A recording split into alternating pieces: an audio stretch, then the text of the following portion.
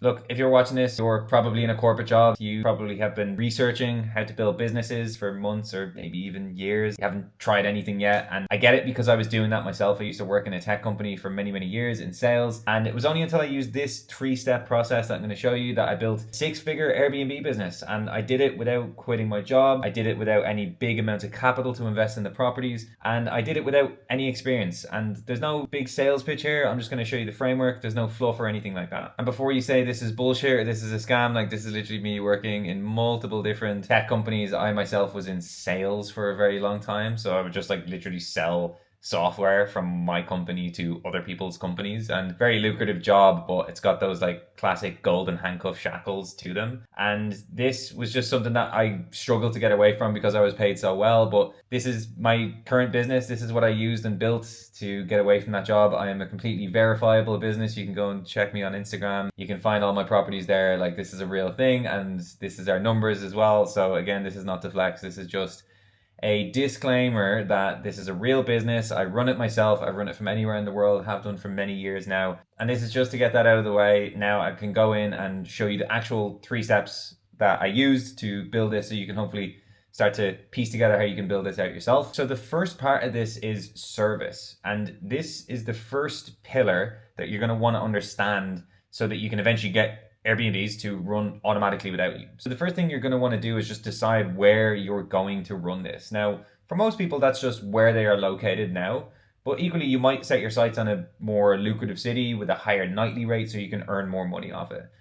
But ultimately, all you're going to want to then do is find landlords who are in that area and speak to them. I'm going to show you how we do that now in a moment as well. But one of the most common questions I get from people who don't understand this model is Airbnb saturated? Like, is this not too much of a oversaturated market? And that is only usually said by people who aren't in the business, right? This is a thriving model, and the demand for Airbnbs or short-term accommodation is not going anywhere. It's only going one direction. So absolutely not. This is not saturated. The only people who will probably say that are people who aren't actually running this business themselves. And so what is the service, right? So the service itself is I provide a service to the people who own these properties here. And the service is quite extensive, but in a nutshell, it's just Airbnb management. That's the sort of bundle that we put it under. But what consists underneath that is I manage the pricing, which I'm going to get to in a moment on the system side, and I make sure that the cleaning and any maintenance that needs to occur in that property gets taken care of.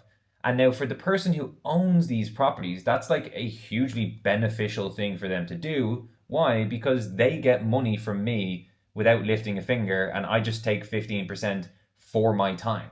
And as you'll see in a moment, my time is no longer something that I invest for that. I invested that up front, and now I don't have to because of the systems, but we'll get to that part. But on top of that, an additional service that I can actually provide is the staging. So I actually can build out like an individual itemized staging pack with like decorative pieces, with mirrors like you're seeing here, with art to go on the wall, with decorative cushions, with like a blanket that we can put on that's going to make it look nice with this art as well, with like, you know, the cutlery that we're going to get that's going to make it look a little bit nicer. All these things go towards making us be able to charge more. And so I charge the landlord up to £2,000 just for building this out and making sure the items get brought to his house. And I'm not the one that goes to set these up. We have handymen that are in our books, which I'm going to show you in a moment, and they go and set these up. Like, I'm not setting anything like this up anymore. In the first couple of properties, you might want to go and do this yourself just so you get familiar with the process before you hand it off to someone else. But you really don't need to be there to do any of this stuff. It can all be done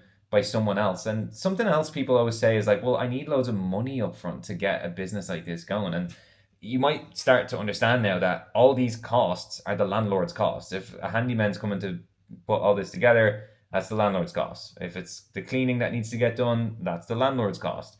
The 15% that I take is just for me facilitating all these things to happen, to make sure the guests check in and check out, to make sure the cleaning gets done, to make sure the maintenance gets done. That's what I get paid for, is making sure all this stuff runs without the landlord's input. And that's why I get the 15%. Now, how I do that is by having a good power team in place. So this is just a good cleaning company. You might want to get the linen involved in the cleaning company, so you don't have to have a linen team separately to that. So I always recommend for scalability to have a cleaners who have both. And then you're just going to want to have like one or multiple of each of these. Spark is an electrician, by the way.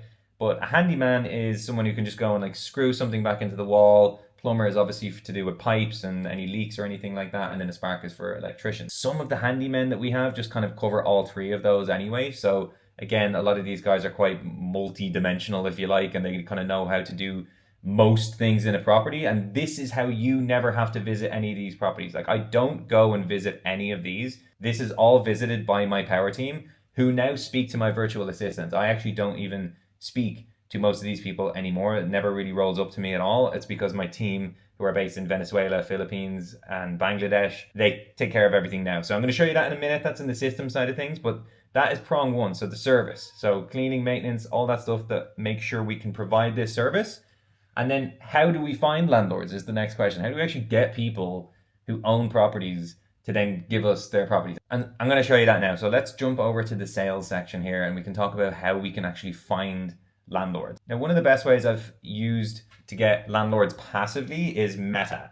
So this is one of those things that you can just set up, put a nice creative with like, hey, looking for Airbnb management in your area or whatever you want to put on the creative, put £5 or £10 a day behind that, and that will just trickle leads into you that you can then close. And I'm going to show you how we can actually close those in a second. But in addition to you paying for advertising, you can also use your time while that's working in the background, going onto sites like OpenRent and Gumtree, and those have landlords who are advertising on the long let market. And you can go to them and say, hey, Mr. Landlord, hey, Mrs. Landlord, I have a service that I can provide to you where you can get more than the long-term rental market by capturing the short-term rental market.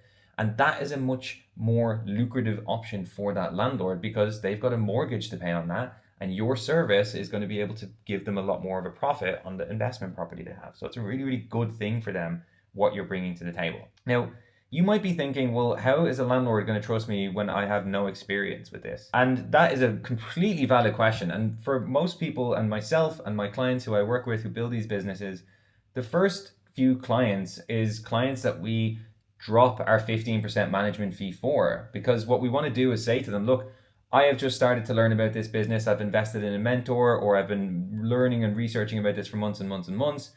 For my first few clients, instead, I'm going to drop my percentage to 10% for the first 3 months without any long-term commitment from you, and we can just get this ball rolling, and then I will show you that I'm good at this, and then we'll go to 15%, and you won't get that far unless I've proven that I am going to do what I say I'm going to do. So it's super low risk for the landlord, and you show yourself as a very valuable partner who's willing to eat some of the cost on the short term just to build a long-term relationship. And that's the kind of business owner you want to be. You want to be someone who takes care of everyone in your ecosystem. Now, how we bring those landlords from interest along is by having different stages. So you might arrange a call with them, then it might be time to send a proposal, and then it's a verbal agreement, and there might be 1 or 2 calls in between. But as you can see here, each of these deals, like if we just keep stacking some of these deals, we're going to be getting like £1,000 a month for some, maybe 750 for some, depending on the location and the size. But once you get them in, they're very sticky, very, very sticky deals. They generally don't tend to leave because you're paying them well, they're happy, they're not doing anything. And that is a good service for a landlord, right? That's exactly what they want for their property.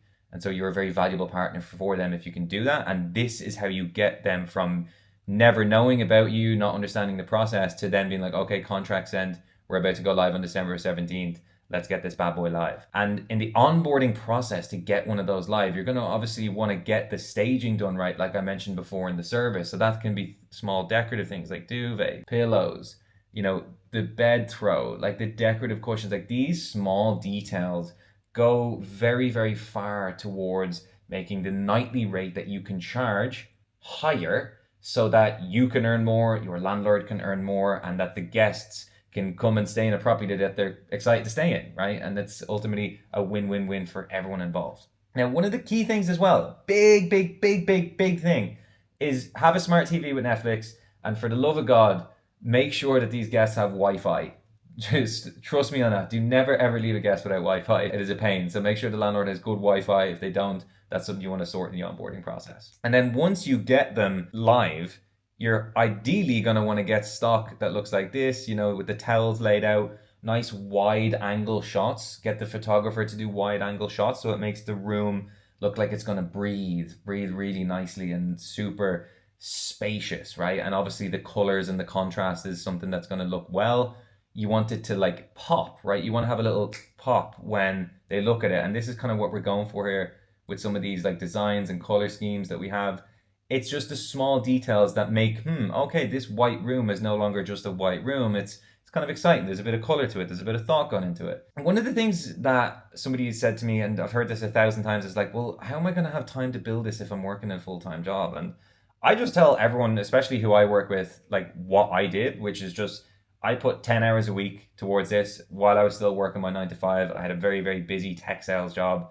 And while I was working that, I just spent 2 hours some mornings. I'd get up a bit before work, and then I'd do 2 hours some evenings. And then on the weekends, I'd do 3 hours in the afternoon, and then I'd still go out and have dinner or pints with my mates. Like, it wasn't a complete overhaul of my life where no one saw me for a year or two. This was something that I gently nursed and more so did over a longer period.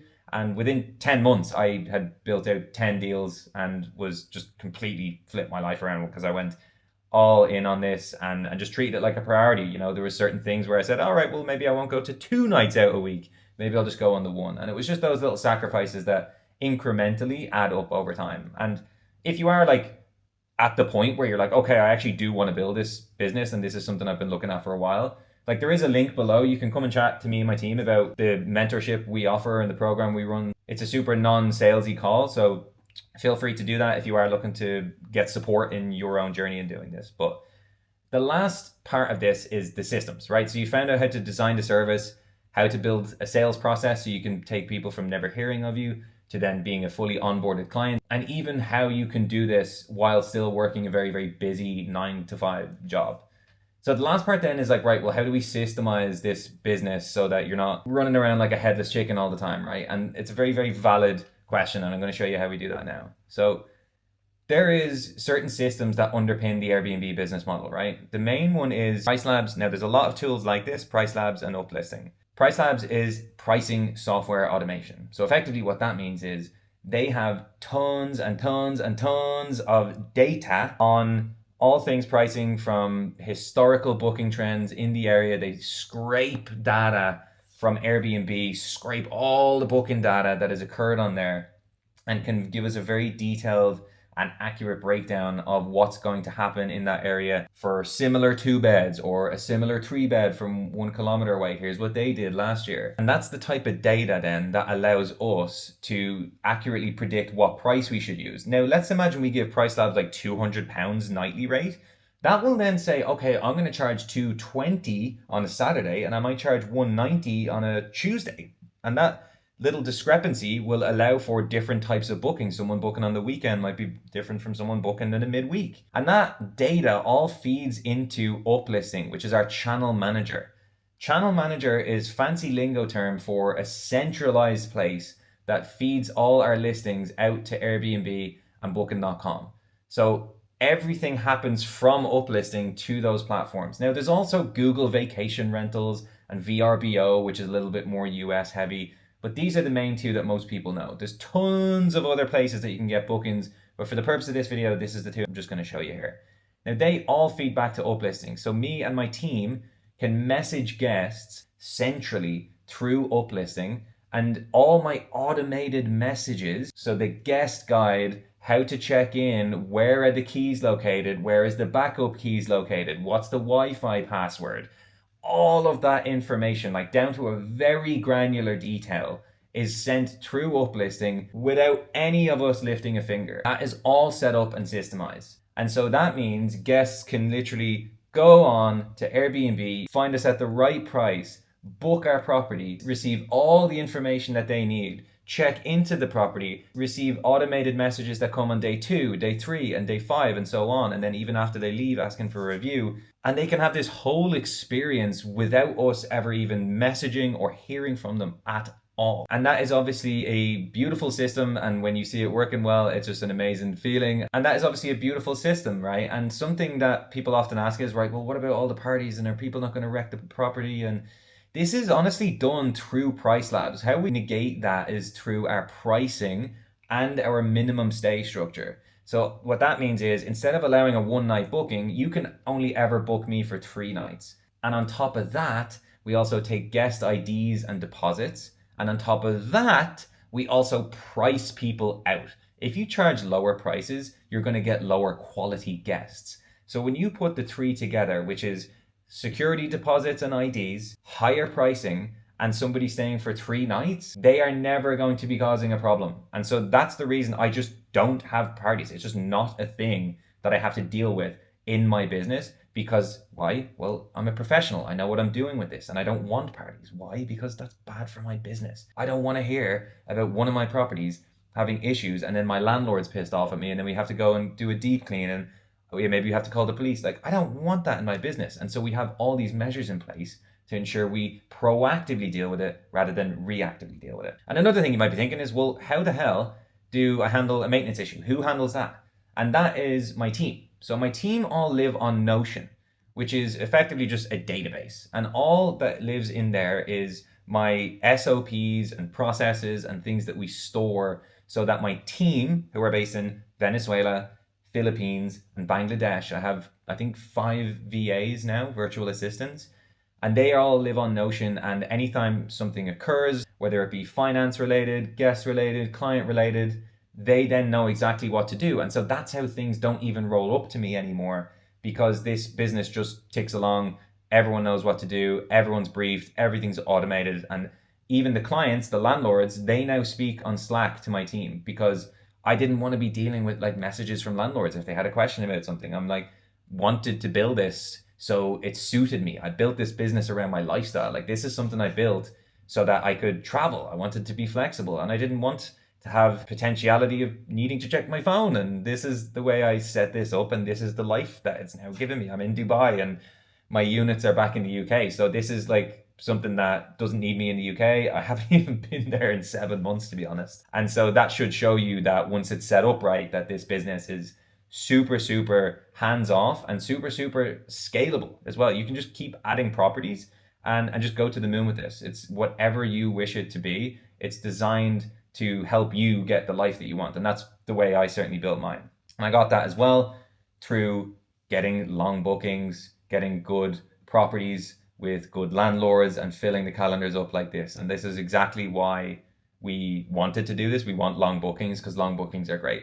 And so like when you stack the 3 of these processes, or rather pillars, I should say, together, you will get an automatic Airbnb business. It will run on autopilot wherever you are in the world. And if that is something, again, that you want to explore, if you're at the point where you're like, no, I actually am interested in doing this, I am interested in getting away from my job.